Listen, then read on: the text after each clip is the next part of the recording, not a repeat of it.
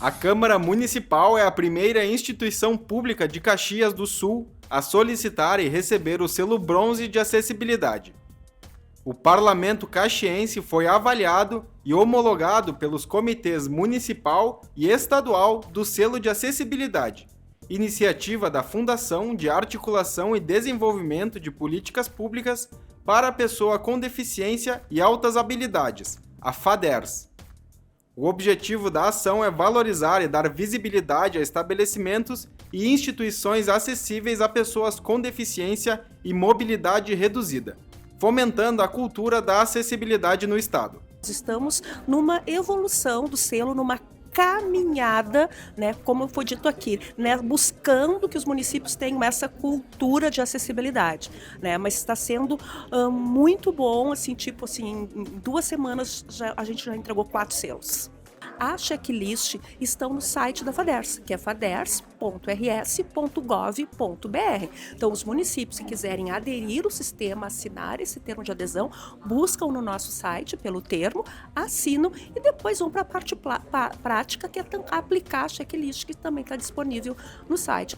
A Casa do Povo solicitou esse reconhecimento e em outubro de 2023 uma avaliação foi realizada.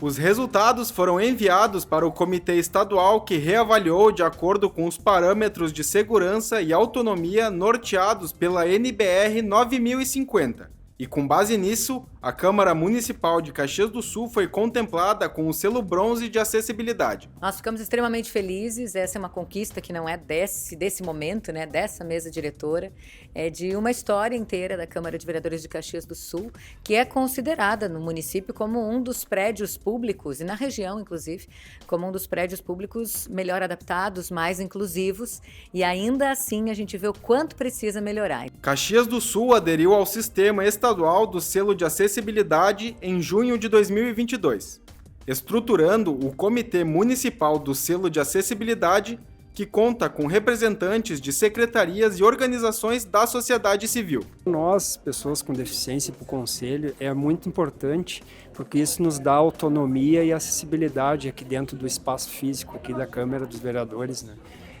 Sendo que os estabelecimentos que não têm essa acessibilidade, por mais que eu tenha autonomia, aqui dentro eu consigo transitar, porque nós temos essa acessibilidade. Se não tivesse, eu dependeria do auxílio de uma pessoa, tá me levando nos espaços físicos. A Câmara está equipada com pisos táteis, letreiros em braille e rampa de acessibilidade, além de contar com tradução das sessões para Libras em tempo real.